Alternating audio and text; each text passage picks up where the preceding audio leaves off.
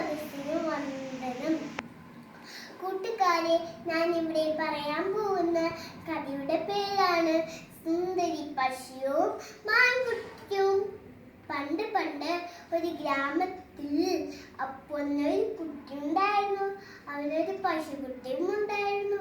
സുന്ദരി എന്നായിരുന്നു അവളുടെ പേര്.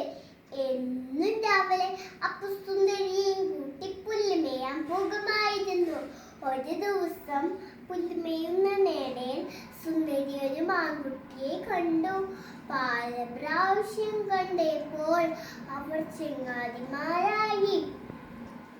ഒരു ദിവസം മാൻകുട്ടി ചോദിച്ചു, സുന്ദരി സുന്ദരി, നീ എന്റെ കൂടെ കാട്ടിലേക്ക് പോരുന്നോ?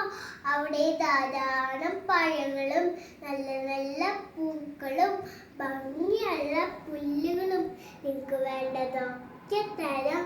പല പ്രാവശ്യം വിളിച്ചപ്പോൾ സുന്ദരി മാൻകുട്ടിയോടൊപ്പം കാട്ടിലേക്ക് പോയി. കാട്ടിലെത്തിയപ്പോൾ സുന്ദരി പറഞ്ഞു, ഹായ് ഹായ്, കാടിന് എന്തൊരു ഭംഗി!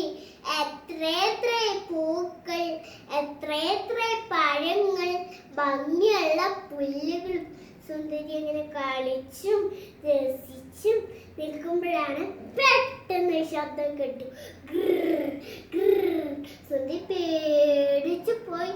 മാൻകുട്ടി മാൻകുട്ടി, എന്താണ് ശബ്ദം? മൃഗങ്ങളെല്ലാം പേടിച്ചോടുന്നല്ലോ. ഓട്ടത്തിൽ മാൻകുട്ടിയും ഓടാൻ തുടങ്ങി.